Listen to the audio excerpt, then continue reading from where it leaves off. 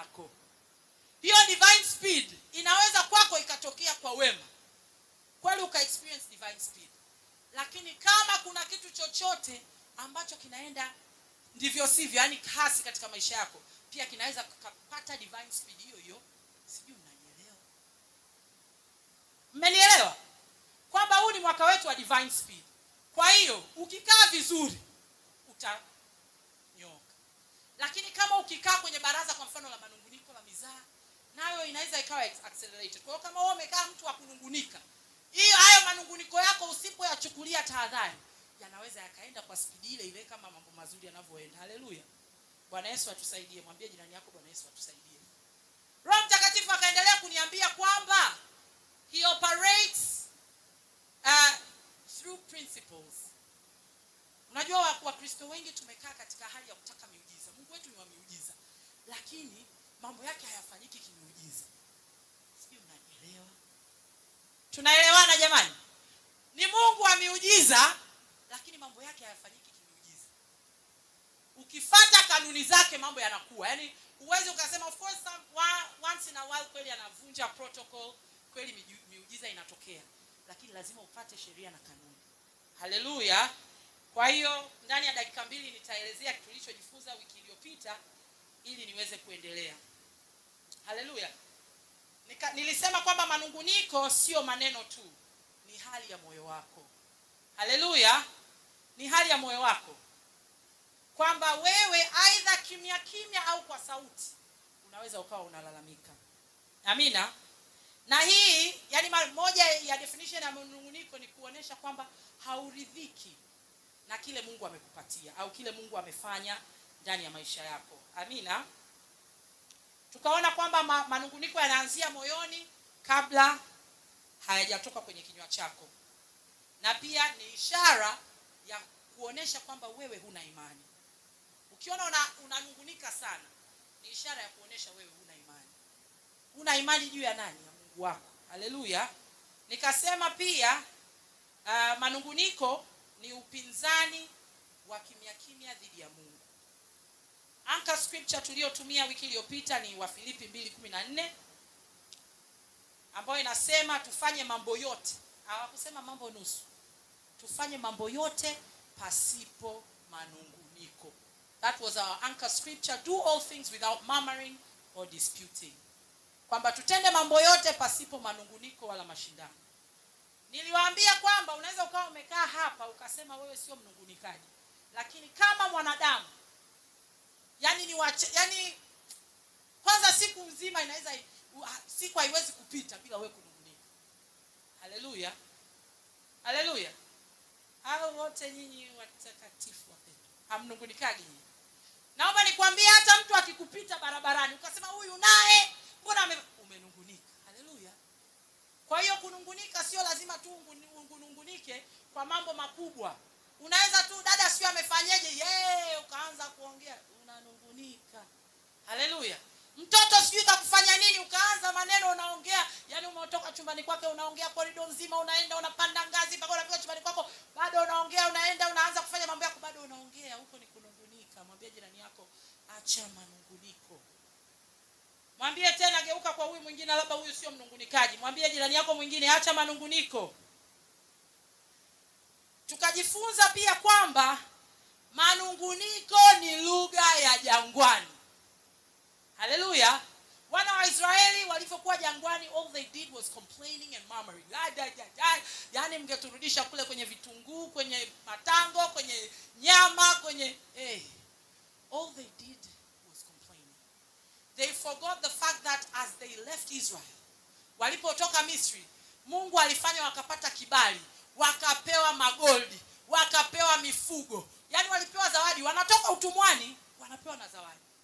Wakafika mbele ya bahari ya Shamu, there's no way, wanaangalia nyuma kuna Farao.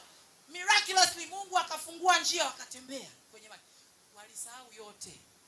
Manunguniko ni lugha ya jangwani. Mwambie jirani yako manunguniko ni lugha ya jangwani.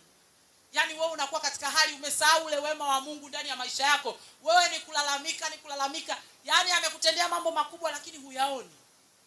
Nikasema pia shukrani ni lugha ya nchi ya ahadi. Amina. Mwambie jirani yako unapaswa uanze kuwa na shukrani. Na pia kwa hiyo nikaongelea kuhusu mambo ya kunungunika, lakini nikaongea madhara yake. Nikasema kwamba madhara ya manunguniko ni yanakufanya uzunguke sehemu moja. Wana wa Israeli inasemekana ile jani yao ya kutoka Egypt kwenda kwenye nchi ya ahadi, it was supposed to take 11 days only, but it took 40 years for them to come out of the wilderness. Amina.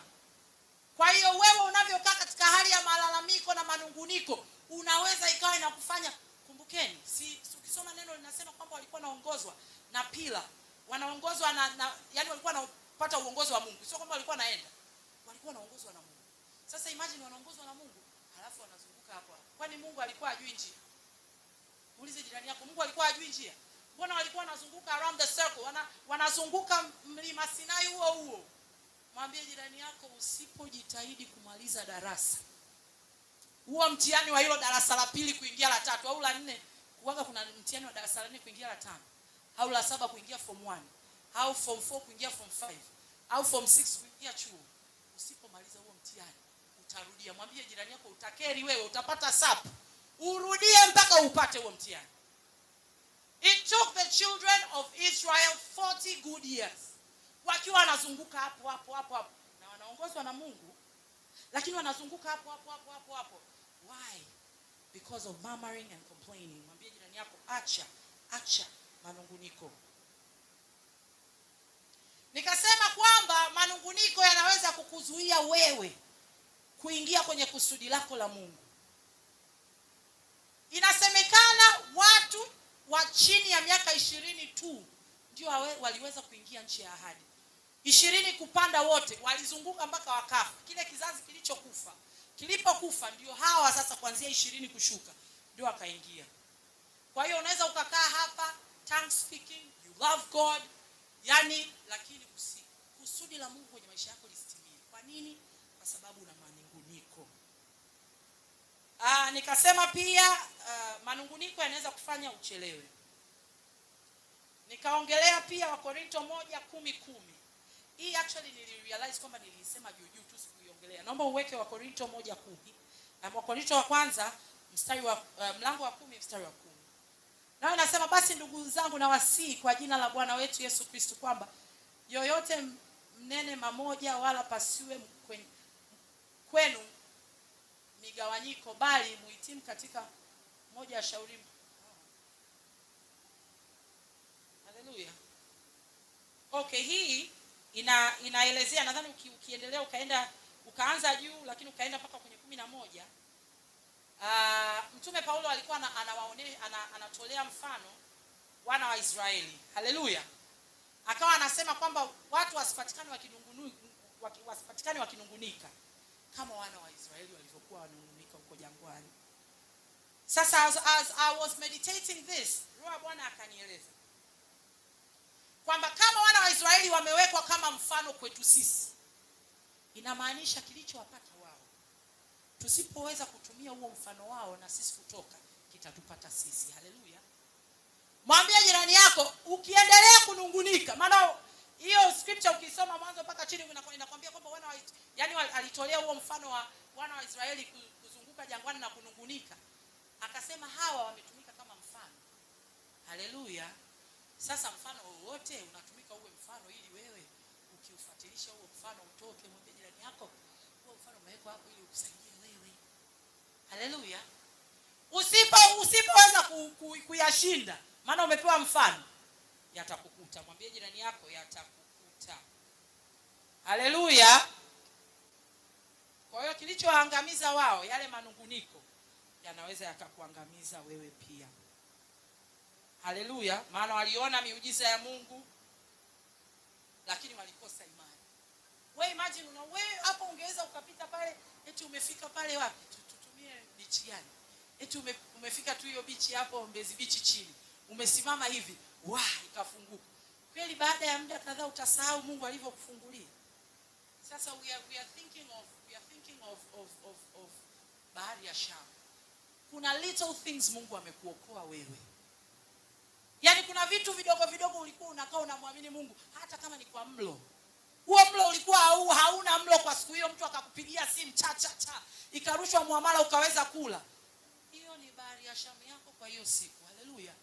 So you might not recognize God's goodness, ukategemea uone mambo makubwa, bahari la Shamu lifunguke hapo. Kumbe ulikuwa unatarajia upate fizi ya mtoto wako akakupa hiyo fizi miraculously. Hiyo ni bahari ya Shamu yako jamani. Sasa mwambie jirani yako, acha kusahau wema wa Mungu. Wewe mwanao ukimpa pipi leo akakunyali, kesho utaleta hiyo pipi. Utasema yamkini labda mwanangu haipendi au hataki. Haleluya. Lakini like I say, mimi Joshua, yani ukiletewa kitu, nakumbuka kama there's a time last week bibi yake amemletea this really nice biscuits tamu. Jamani, nilipigiwa mpaka simu nikaelezwa ule utamu wa zile biskuti, akaniachia kapisi. Sasa mtu kama huyo aliyoleta hiyo zawadi, unafikiri akirudi tena akiziona hizo biskuti hata zibeba? Anakumbuka ile furaha iliyotokea baada ya kuzikabidhi hizo biskuti kwa yule mtoto. Amina. I'm just recapping alafu tunaendelea. Amina. Kwa hiyo tuache kunungunika, tukumbuke wema wa Mungu katika maisha yetu. Tukumbuke wema wa Mungu katika maisha yetu. Nikasema chanzo, nikaongelea kwa nini watu wananungunika. Nikasema kwamba mashindano. I remember niliongelea ile scripture I think ni scripture gani jamani niliongelea juu ya watu just a minute. Na nikasema kwamba watu hawawezi kushindana. Yaani wewe huwezi kushindana na mtu kama ujilinganishi naye. Mashindano yanakuja kwa sababu umejilinganisha na mtu fulani. Haleluya. Tuache kujilinganisha. Unajilinganishaje yani wewe? You're very different. Huyo mwenzako yuko very different. Unaanzaje sasa kujilinganisha?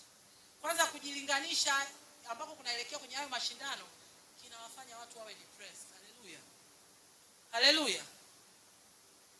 Kwa hiyo nikasema kwamba chanzo chake ni mashindano. Mtu ukiwa mtu wa mashindano lazima utanungunika, maana unajilinganisha na mwenzako. Haleluya.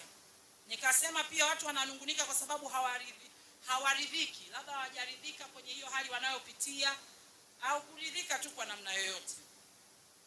Nikasema pia watu wananungunika kwa sababu wanasahau wema wa Mungu. Nikasema pia watu wananungunika kwa sababu wana hofu ya kesho. We all don't know what tomorrow holds, and because of that tunaanza kunungunika, tunakuwa na worry. Haleluya. Lakini ya mwisho nikasema watu wananungunika kwa sababu ya kutoamini. Nimependa sana alipoongea mtumishi wa Mungu Dorcas hapa. Wale wakina Abednego walivyosema hata kama asipookoa, they will still love him, they will still believe in him. Sasa muulize jirani yako. Yaani kwanza hiyo ni lugha ya imani, lakini pia hiyo ni lugha ya trust. They trust their God so well to the point that they know hata asipookoa yamkini ni mapenzi yake. Nakumbuka zile wiki ambazo nilikuwa nafanya research hii, Roho wa Bwana akanipeleka kunielewesha kwamba ufalme wa Mungu ni kingdom. Sisi tuko katika kingdom. And a kingdom is not a democracy. Mwambie jirani yako, a kingdom is not a democracy. Sheria ya mfalme ndiyo haki. Na ndiyo kweli. Yeye mfalme akoseaje? Mungu wetu si ni mfalme jamani. Yeye akosei. Kwa hiyo akiruhusu upitie hilo unalopitia, jua kabisa kaliruhusu. Haleluya. Ukianza mimi kwa nini? Na nakumbuka sijasema hapa last week I said there's a difference between murmuring and lamenting. Haleluya. Kwamba wewe kama Mkristo kuliko kulalamika omboleza. Kuliko kulalamika omboleza. Na maombolezi umfanyii mwanadamu. Maombolezo unamfanyia Mungu. Mwambie jirani yako anza kuomboleza. Lakini sasa it is human nature. Imekutokea kitu. Shoga yangu uko wapi? Rare. Ninalalamika mimi mwanzo kimeenda kimerudi. Hapana, omboleza. Haleluya. Wengi tungeomboleza mbele ya Mungu, maisha yetu yangebadilika. is human nature kulalamika. Na kitu kingine Roho Mtakatifu alinionyesha, ndio maana hivi nilisema kwa kweli sitalalamika. Na yanaletwa mambo ya kunilalamisha alafu na yakangua hivi. Kwa sababu gani? This is what the Holy Spirit told me. There's a way ulalamikaji unatupa pity party. Yani inakubembeleza wewe mlalamikaji, yani kwamba yani ni haki yako ulichofanywa sio sahihi kweli. You start pity party. Unakaa pale ukianza kujihesabia haki jinsi gani ulivyotendewa sio sawa. Yani Roho Mtakatifu akaniambia wewe chunga hata hiyo pity party, hiyo hali ya kufurahia kulalamika. Tuache kufurahia kulalamika. Haleluya. Haleluya. Sasa wiki hii tunaendelea. Sema tunaendelea. Part 2. Unajua last week wakati naongelea manungu, hapa yenyewe naongelea manunguniko, watu wengine mnaniangalia kana kwamba mimi si mnungunikaji. Yaani mimi mama anaongea, sasa sikiliza. Hold up. Wewe unaweza kuwa haununguniki, lakini wewe ni msababishaji. Mwambie jirani yako wewe unasababisha wengine wanungunike. You might not be the one complaining, but you are the reason why people complain. Angalia jirani yako wa kulia, mwambie angalia usiwe sababu. Geuka kushoto, mwambie wewe angalia usiwe sababu ya kunungunika, ya watu kunungunika. Maana unaweza ukasema yani mimi mama alikuwa amekaa pale anaongelea kunungunika, mimi mbona sinungunikaje? Asante mlokole, wewe ununguniki, lakini angalia usiwe sababu. Sasa mimi nimesema hapa nikisimama mimi nasimama kwa mifano. Wiki hii nimeonyesha sababu ya jinsi gani nanungunikiwa jamani. Haleluya. Haleluya. Mama askofu naye ni mtu, sema ni mtu. I am not an angel. I'm as human as you are. Blood flows through my vein like yours. Haleluya. Sasa moja tukio la kubwa sana jana usiku, yani kuanzia asubuhi nimerudi very late nyumbani. I am tired, I'm sleeping. Simu inaita rare saa 2 hizo. Simu inaita. Nikaiona naona ni ya fundi. I'm like really fundi. Simu nisubirie mpaka niamke. Hapo naangalia naona amenitumia picha ya WhatsApp. Nilikuwa nimemwomba fundi aje azibe hicho kisehemu kwa sababu leo watoto watakuwa kule ili wasipande ngazi tukapata any problem. Kwa saa 2 kasoro kisha amenipigia nasema asubuhi unataka maelekezo gani? Tushakubaliana. Naona ile picha. Akamaliza kazi yuko anataka malipo. Na usingizi, na ninajua mimi nikiongeaga tu usingizi wangu umeisha, kwa hiyo nika ignore. Akapiga nikamwambia nimeona naomba nitakurudia. Nikakata. Lakini nikawa busy na mambo yangu nikamsahau. Imefika saa 3 usiku alinipigia simu. Nikamkumbuka. Siamlipa huyu mtu. Lakini sasa rohoni nasema sasa unanipigia nani usiku na wewe bwana? Kwa hiyo nikataka kumignore.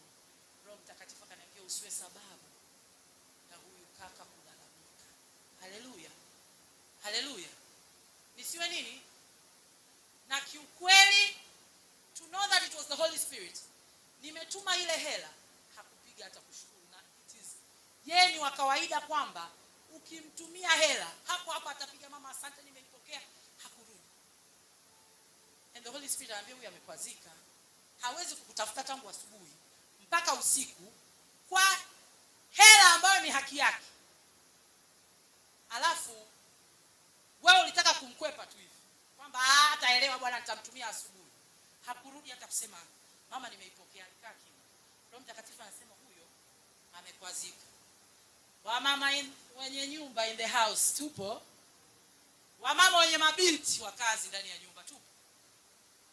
Tafadhali, hela ya mshahara ni marufuku kumfanya mdada wa kazi afanye kazi mwezi mzima, alafu mwisho wa mwezi ukafika ukampoka. Ni marufuku. Anatoa wapi hela? Huyu ni mtu amefanya kazi mwezi mzima, si anastahili ujira wake. Eti haumpi. Kwa nini? Mwambie jirani yako kwa nini? Hapa najua wote tunawafanya kazi. Kwa nini? Kwa nini mshahara unapita? Wewe mbona mshahara wako haupitishi huko kwenu? Huko kazini kwako. Kwa nini unapitisha mshahara wa dada? Kwa nini? Mwambie Mungu hiyo ni. Anaweza asikwambie akaonekana mnyenyekevu. Analalamika. Mwambie jirani yako lazima alalamike. Na hata akilalamika mbele za Mungu Mungu ni kosa, lakini hata akilalamika mbele za Mungu ana haki huyo. Kwa nini umeshika hela yake afu kuna zile za ninamwekea tafadhali? Kama nataka kumwekea huo mshahara wake mfungulie account. Uweke huko. Haleluya. Unajua kitu kingine niwaambie? Hakuna kitu kinaleta dharau. Ndogo ndogo mimi nazitaka ndogo ndogo. Yaani ni kitu ambacho nilijifunza. Yaani mimi tena hata wadada wangu wa dukani. Yaani aidha namlipa kabla. Ikifika ile siku jamani, na Mungu kwa sababu anaonaga sitakagi hiyo mala wangu, na hakikishaga nina hiyo hela ya kumlipa. Haleluya. Mwambie jirani yako leo umefikiwa.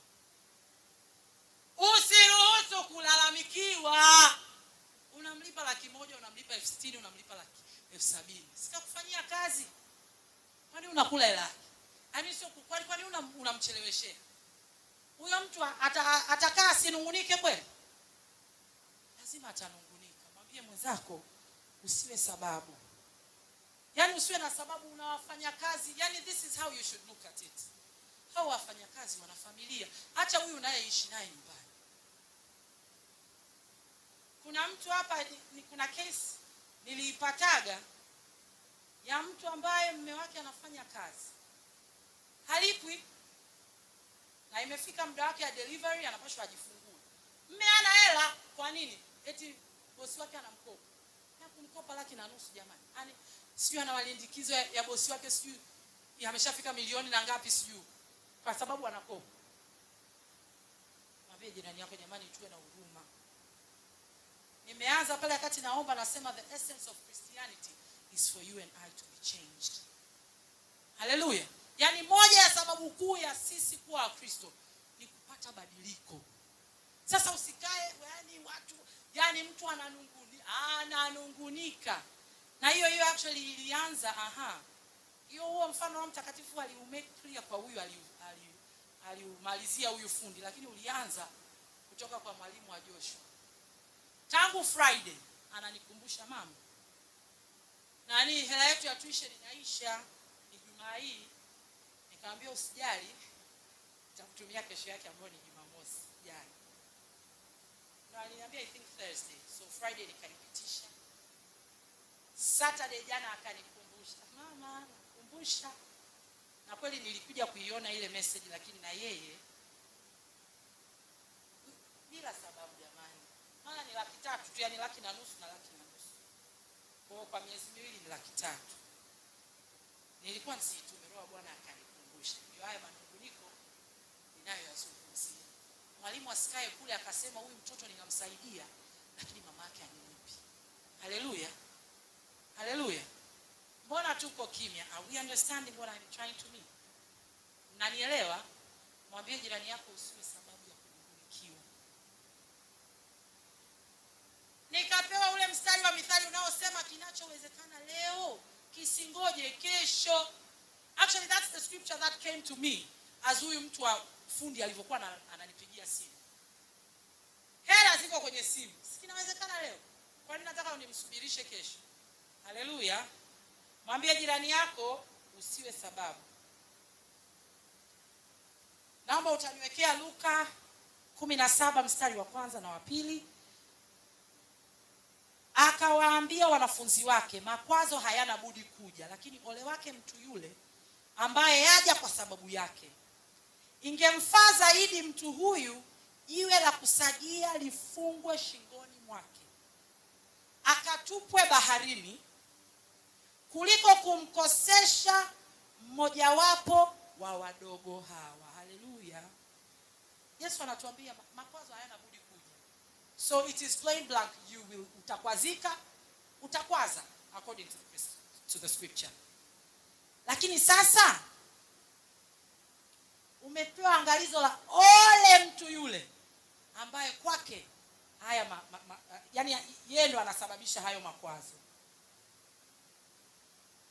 Haleluya. Hii ni picha kali. Unaambiwa bora ufungwe na nini cha kusagiwa utupwe kwenye maji.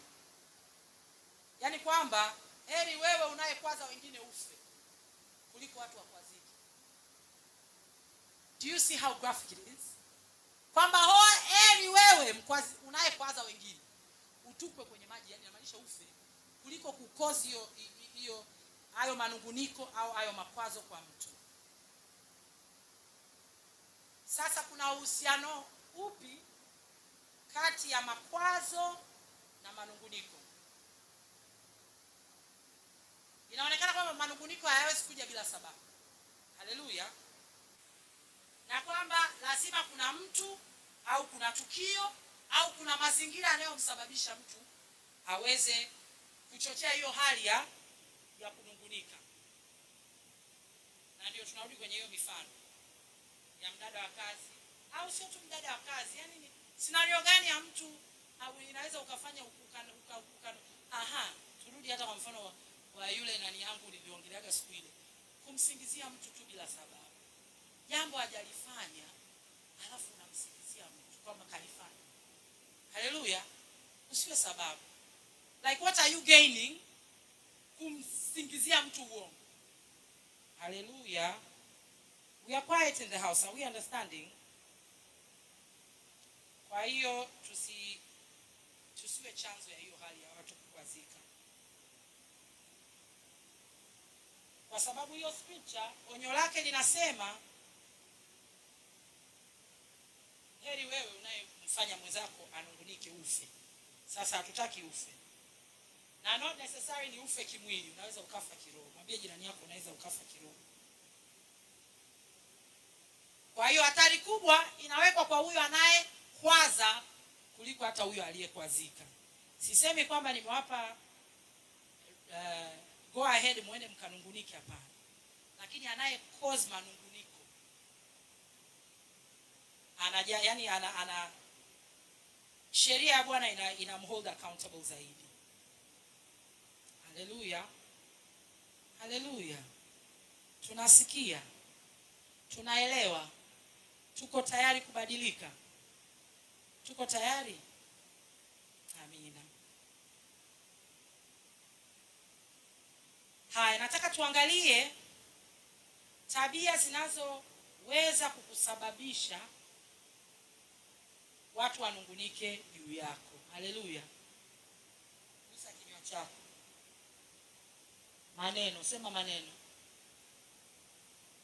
Maneno yanaweza kufanya watu wakakwazika, wakanungunika juu yako. Aidha ni maneno ya uongo, au ni maneno ya kusingiziwa, au hata ni maneno ya kali, maneno makali. Sisemi msio wakali, kuweni, lakini kuna maneno makali ambayo yanaweza kumfanya mtu akanungunika juu yako. Tabia ya pili nyingine ni dhihaka. Dhihaka inaweza kufanya watu wakanungunika kwa ajili yako. Kubwa la baba lao fitina, sema fitina. Fitina si nzuri. Fitina kwa kizungu si ni strife. Strife ukifitinisha watu alafu sasa ituepuke. Haleluya. Wewe ndio yule wa katikati, unatoka huku unasema hivi, unarudi unasema hivi, unasema hivi. Sema iniepuke. Fitina iniepuke. Kwa sababu wewe unayefitinisha watu, lawama haziwezi kukupita, lazima watakulaumu wewe. Sasa utoke hapa, umeyatoa maneno kwa machema, umekuja umeyageuza, umeyaleta kwangu, umeyakatakata, umeyapeleka kwa mama pale, umeyangoa, umeenda kwa Jaki, yani kutugongesha vichwa. Sisi ni Wakristo. Mwambie jirani yako sisi ni Wakristo. Haleluya. Yesu atarudi kuchukua kanisa lake, na anapashwa alikute halina mawaa wala kunyanzi tu. Sasa mawaa na kunyanzi si be transformed by the renewal of your mind. And when your mind is transformed, your habits, your behaviors, your everything will change. Haleluya. Haleluya. Mwambie jirani yako tuwe tayari kubadilika. Kingine ni kupuuzia hisia za watu. Bwana Yesu, nisaidie katika hili. Haleluya. Kupuuzia nini? Hisia za watu. Umefanya anyhow, ujali kwamba nilichosema kitamkwaza huyu, kitamuumiza au kimemrarua. Umeongea. Unajua kuna kale ka feeling kazuri kakusema nimemgea vipande vyake. Haleluya. Sasa unavyojisifu umemgea vipande vyake, are you considering how this person is feeling? Yaani wewe umejisifu kama nimemgea leo, yani nimemgea kwa halali. Akati wewe unajisifu kwamba umemgea. Na mimi najua wenye ndoa unanielewa. Kuna namna, kuna wakati anakugea hivyo unasema ngoja nimgee moja hilo knockout. Haleluya. Labda mimi peke yangu ndio sio mtakatifu. Nyie wenzangu hamtoagi ma knockouts. Haleluya. Unamgea moja unasema ataenda nalo kidogo, lakini jamani mwambie jirani yako, chunga wewe tabia chako, chunga. Usimgee mwenzako, anaweza akatoka hapa kalalamika. Hivi kweli yani mke wangu kumbe ndo anasema yani jamani kweli kwamba anajuta kuolewa na mimi kweli? Mtu wa watu anakaa na waza yani kwa hiyo mimi mke wangu anajutaga. Haleluya. Kumbe wewe ulikisema tu kumkata mahindi, najuta kuolewa na wewe. Haleluya. Jamani nyinyi wengine watakatifu, nyinyi msemagi maneno mabaya jamani, kwa ume zenu endeleeni hivyo hivyo. Mbarikiwe na Bwana kwa kuwa na tabia njema. We are in this world but we are not of this world. Hallelujah. Now things happen jamani. Najua mtakaa hapo yani mimi kwa ndoa yangu mimi hata sifanyagi hivyo jamani. Tukukupiga kadarubini. Hallelujah. Nyie ndio wenye ndoa za mifano, jipigieni makofi. Mbona mnajipigia kwa kunyata? Mbona mnajipigia kwa kunyata? Nyie amfanyaje hayo mambo si ya dunia jamani. Kaeni vizuri kwenye ndoa. Haleluya. Kwa hiyo tusipuuzie hisia za watu. Ukipuuzia hisia za watu utalalamikiwa. Hata kupuuzia simu jamani. Holy Spirit hit me on that one. Haleluya. Sipuuzii, yani sio kwamba napuuzia, lakini kiukweli simu yangu mimi huaga imekaa kwenye silence, sijitetei kwa sababu Roho Mtakatifu aliniambia ni jambo baya, inaonyesha kama sijali. Lakini naomba nitoe backup, sijitetei, I repeat. Naomba nitoe sababu ya kwa nini simu yangu inajikuta iko kwenye silence. Kuna kipindi bwana, wakati bado niko kwa wazazi, walikuwa wanapitia shida nyingi sana. Sema shida. Yani madeni makubwa. Haleluya. Na mimi ndio nimeokoka na imani kama zote. Haleluya. Na imani yani si unajua vile umefika, nilikuwa na sali efata, umefika kanisani, mtumishi anapoongea, ukirudi nyumbani you feel like you can conquer the world. Haleluya. Na kwa hiyo ikajikuta mimi ndio nilikuwa napokea wale wadeni. Tangu asubuhi atakuja huyu Wema anadai milioni 8. Atakuja sijui nani anadai 30 milioni 35. Atakuja fulani anadai milioni 60. Na sidanganyi jamani, hizi ni figa za lisi. Sijui unanielewa. Sasa wazazi, kwa sababu nilikuwa ni mlokole mzuri na nilikuwa jamani naweza nikakukaa hapo nikakugea maneno wewe mwenyewe ukaondoka. Ukaondoka nikawa ninawekwa nini? Front. Sema front. Nilikuwa nakutana na wadeni. Jamani mimi situngi, hii ni story ya kweli. Kwa hiyo wanavyokuja wananikuta mlokole mimi safi. Ninaongea vizuri. Yaani kiukweli mpaka kesho kutwa sipendagi simu ya Nokia. Vimlio vya Nokia vinanikumbusha madeni. Haleluya. Anakuja huyu unakaa na huyu unamtuliza anaenda. Kwa hiyo chukua namba yangu sawa. Kwa hiyo utatupa feedback mambo yameendaje, sawa, hamna shida. Anakuja mwingine nao unampanga vizuri. Chukua namba yangu. Sawa, nitakupa, yani unampanga. Nitakupa mambo yanaendeleaje. Hivyo jamani, hivyo. Sio unanielewa? Roho Mtakatifu ameniambia sio sababu. Kuanzia leo pigi napatikana. Haleluya. Kwa sababu nikiweza kukufanya ukanungunika, nami nastahili kifo. Haleluya. Ninastahili kifo. According to the scripture. Haleluya. Haya. Kutotimiza ahadi. Yaani wewe ni wa kutoa ahadi ya uzitimizi. Malawama na malalamiko. Niko naona watu pale wanacheka jamani. Mnanijua sana. Barikiwe. Haya, kutaka kila kitu kifanyike your way. Jesus, unajua ndio nilikufika. Kumbe yani wewe ukitaka kwamba everything is your way or the highway, wewe unataka mambo yafanyike ya unavyotaka wewe yafanyike, angalia lawama zisiwe juu yako. Yani it's your way or the highway. Ukiona wewe unataka kila kitu kifanyike unavyotaka wewe, lawama zinaweza kuwa juu yako. Haleluya, haleluya.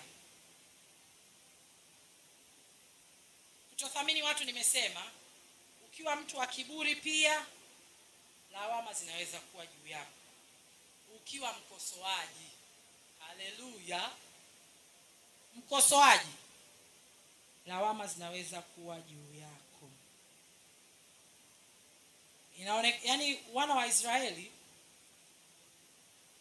walinungunika hata juu ya Musa na Haruni. Hivi unajua Mungu ilibidi awaoneshe kwa sababu hivi ni Levites no Levites ndio walikuwa Haruni. Wale wakati ule ambao ndio walikuwa ushers katika kabila la Waisraeli. Ushers walikuwa wanakina nani? Walikuwa wanalalamika kwamba Haruni hakupashwa kuwa kiongozi. Unajua Mungu akasemaje? Njoo zile kabila zote wekeni vijiti. Kile kijiti kitakachomea ndio hicho. Haleluya. Mungu akawaonesha huyu Haruni mnayemkataa huyu, mimi ndio nimemchagua. Haleluya. Mwambie jirani yako aacha manunguniko, lakini zaidi ya yote usiwe sababu. Sasa tunaepukaje kuwa chanzo cha manunguniko kwa wengine? Sema naweka mgojezi kinywani mwangu. Maneno yako, yani zuia kinywa chako, kwa sababu maneno yako yanaweza kujenga ama yanaweza kubomoa.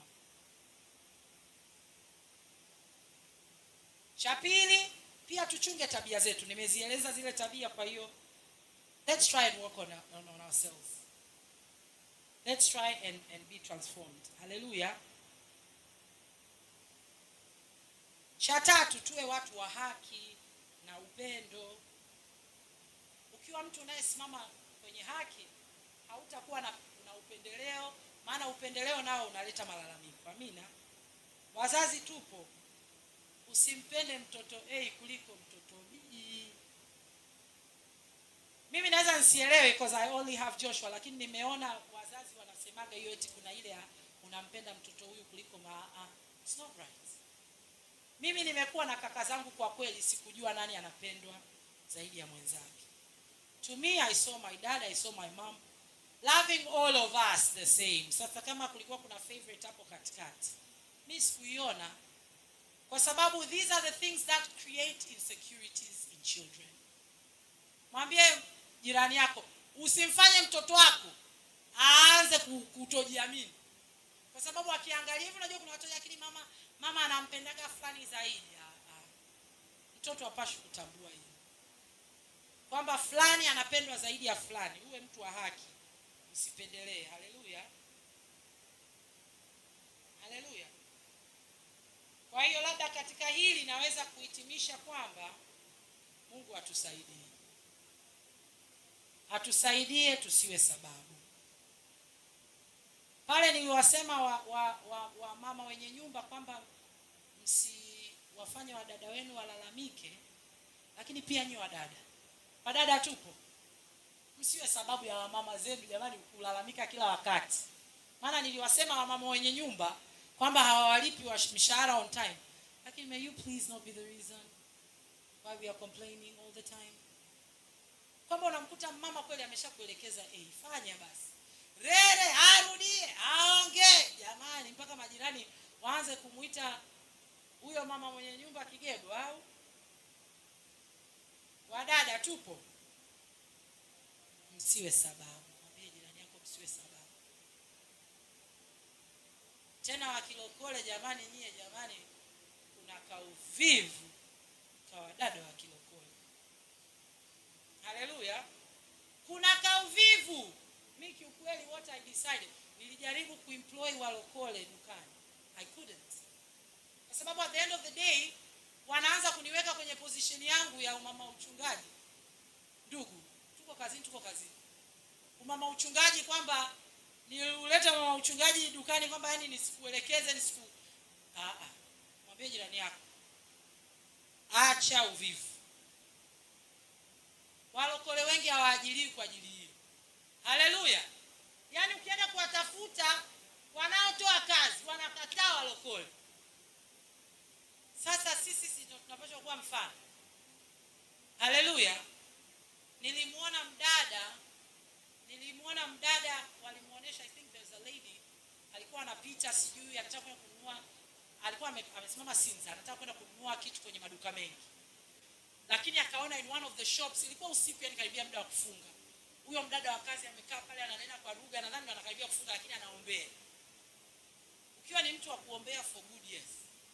Lakini unakaa wewe kila wakati muda wa kazi unataka usome neno, muda sijui nini ndugu. Wake up before time, read your word. Usijifanye unaenda kusoma neno wakati wa kazi. Asiyefanya kazi na asifanyeje? Asile. Mungu wetu ni Mungu wa kanuni. Utaenda pale ni muda wa kazi, eti unasoma neno. Neno ulipashwa kama unapashwa uamke saa 12, amka saa 11. Soma neno lako, omba, nenda kazini.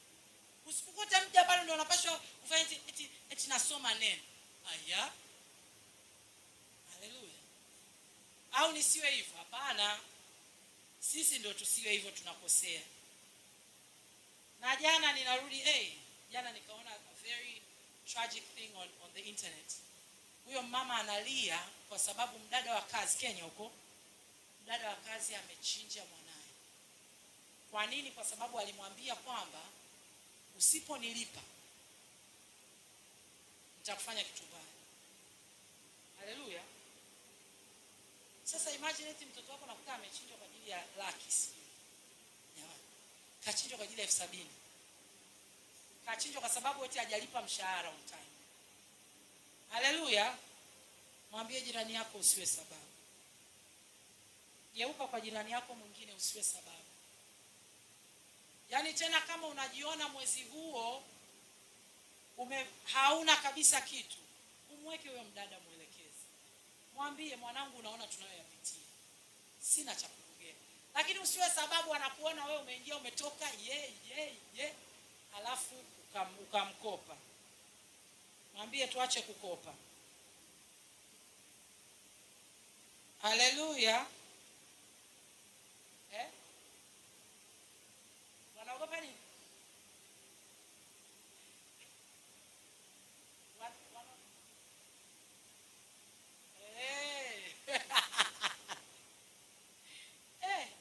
Sasa tusikope mahali.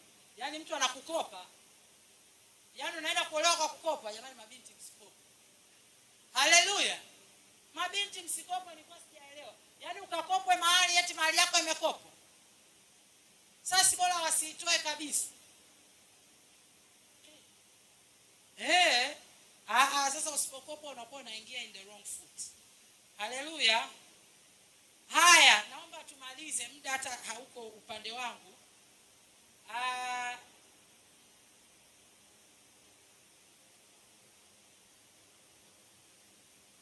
Nataka tumalizie tu ndani ya dakika 10. Tunatokaje kwenye manunguniko? Haleluya. You can only be healed when you agree. Yaani unaweza ukapokea uponyaji ukitambua na kuamini na kukiri kwamba kweli mimi ni mnungunikaji. Haleluya. Usipokubali kwamba wewe ni mnungunikaji, hutatoka kwenye hiyo shida. Haleluya.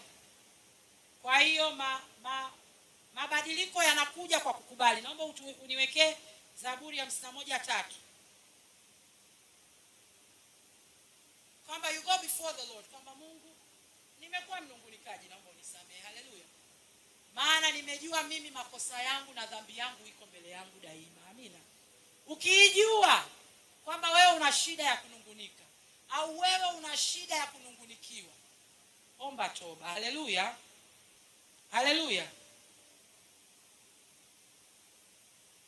Pili, badilisha manunguniko yako kuwa shukrani. Kwa yule mnungunikaji, ili utoke kwenye kunungunika, badilisha yale manunguniko kuwa shukrani. Lakini pia kitu kingine Roho Mtakatifu alinieleza ni kwamba ili usiwe mnungunikaji, mueleze huyo unayemnungunikia. Haleluya. Unaua kule kunungunika ukimweleza. Sasa asipotenda kazi umemwacha. Yaani yale manunguniko yake. So if I'm complaining against Pastor Joe, for example, if I'm complaining against you, for me to change the situation from complaining, that I'm not complaining, I'll come before you, Pastor. What you do, A, B, C, D, E, F, I don't like it. It makes me feel somehow. From there, I've killed complaining. But if I decide to go to Minister Jane, hey, Pastor Joe, hey, manunguniko. Tunayauaje? Unaenda kwa huyo unayemnungunikia. Haleluya. Siku ile wakati naongelea kuhusu uchungu niliwaambia, yule unayejisikia uchungu kwake hata habari yana. Hakumbuki wala hata ajui. Haleluya. So if you go to the person, ni bosi wako unahisi mshahara anaokupa sio sahihi kuliko kaya, yani mimi haka mshahara kadogo, nenda kwa bosi. Mimi naona nimekaa miaka 10 kwenye hii kazi. Naona kama ninatamani ungeniongezea. Yani hapo umetoka kwenye kunungunika. Haleluya. Haleluya. Tutatoka kwenye manunguniko. Kwa hiyo sasa hiyo ni kwa yule mnungunikaji, lakini kwa yule anayenungunikiwa, acha tu kunungunisha watu. Haleluya. Haleluya. Ya 3, linda mawazo yako. Haya mawazo ndio yanaweza kufanya, kwa mfano Mama Adeline ameamua kunigea neno kali. If I meditate on what she has told me, nitaishia kulalamika. Lakini nikipuuzia, anaweza kuwa amesema maneno makali, mimi nimeyapuuzia, inapita hiyo. Haleluya. Kwa hiyo tulinde sana mawazo, chunga sana moyo wako, because that's where chemchemi ya uzima inatokea. Haleluya. Nimeongea juu ya kudhibiti kinywa, tuweke mgojezi. Yaani ikitokea kwamba yani tuweke mgojezi tu, kwa sababu there are certain things you're saying it out of a good heart, lakini how it's translated to the person hearing it inaharibu, inageuza kuwa malalamiko. Cha 5, jaza moyo wako na neno la Mungu. Nimewaambia kwamba Mungu anatuongoza kwa kanuni na sheria. Sasa uzijaze. Haleluya. Na mwisho wa yote mimi nitaomba watumishi wa Bwana Pastor Joseph na Pastor Abraham mtakuja ili tuombee wote. Maana yamkini manunguniko yako katikati ya watu. Haleluya. You've got to start speaking in Kiswahili. Haleluya. I just want you guys to stand, Pastor Abraham and Pastor, because I want to call yoyote ambaye anajiona kwamba uko kwenye manunguniko na kwako imekuwa kama ni kifungo. Unalalamikia maisha, unalalamikia watoto. Yaani wewe unalalamika tu, unajikuta ni mtu wa kulalamika. Karibu mbele. Haleluya. Najua wengi wanakaa basi kama wewe unalalamikiwa, karibu mbele pia. Maana unaweza kuwa wewe sio mlalamikaji, lakini yani wewe hulalamiki, lakini labda unalalamikiwa. Si unajua kuna namna pia. Karibuni mbele. Yaani unahisi wewe unalalamika tu hapo, unakaa unalalamikia maisha, unakaa hapo unalalamikia kazi, unakaa hapo unalalamikia ndugu, unakaa hapo yani unalalamika. Lakini kama ulalamiki, kama wewe unalalamikiwa, yani na niwaambie tu, ukishakuwa boss, yani wewe ni kiongozi kwenye taasisi au wewe una taasisi yako mwenyewe, huwezi kuepuka malalamiko. Amina. Amina. Bwana Yesu atusaidie. Pastor, naomba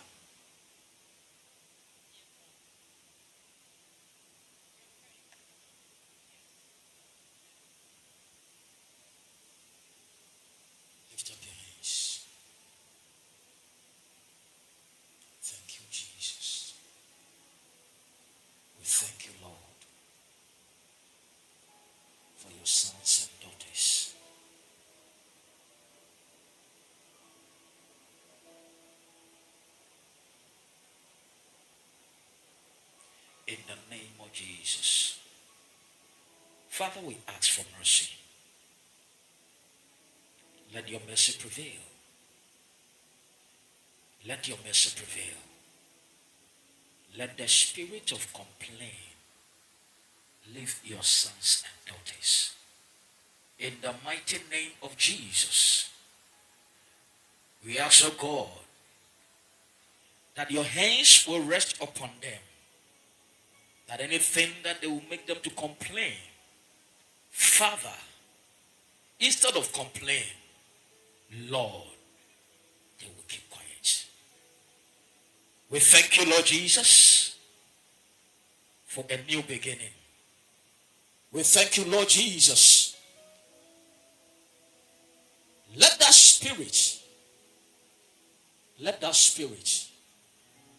Jesus, Jesus, Jesus, Jesus, Jesus,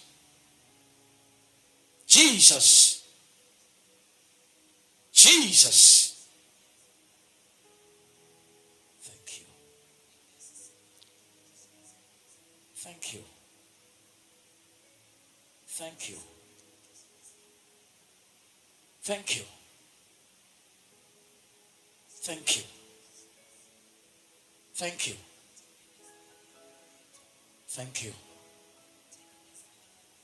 Thank you. Thank you. Thank you. Thank you. Thank you. Thank you. Thank you. Thank you. Thank you.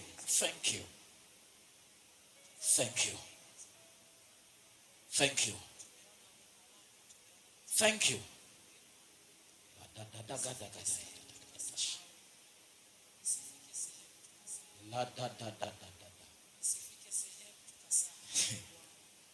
Jesus. Thank you, Lord. Thank you, Lord. Thank you, Lord. Thank you, Lord. Thank you, Lord. Father, in the name of thank you. Thank you. Thank you.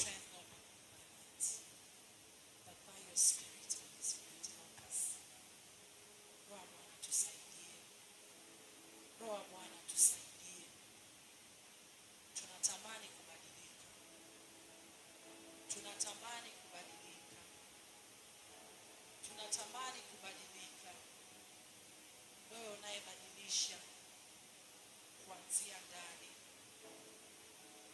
Tunatamani huu utu wa kale wa kulalamika ukatoke ndani yetu.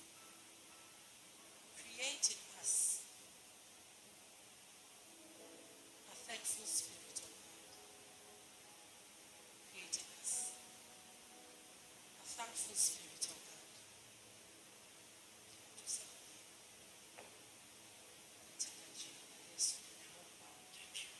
Katika jina la Yesu tumeomba. Mshangilie Bwana kwa ushindi. Mshangilie Bwana kwa ushindi. Kuanzia sasa utajizuia kulalamika. Haleluya. Kuanzia sasa utajizuia kulalamika. Na kuanzia sasa utajizuia kulalamikiwa. Haleluya. Tumpigie Bwana Yesu makofi na tunaweza tukaketi. Tunaweza kuketi. Mungu wetu ni mwema, tumpigie na tumshangilie kwa sababu ameona vema kuweza kutufundisha hili. Haleluya. Mimi na wewe huu mwaka hatutakwama. Mimi na wewe huu mwaka hatutakwama. Malalamiko hayatakuwa fungu letu kwa jina la Yesu. Haitakuwa kikwazo mbele zetu. Katika jina la Yesu tumpigie Bwana.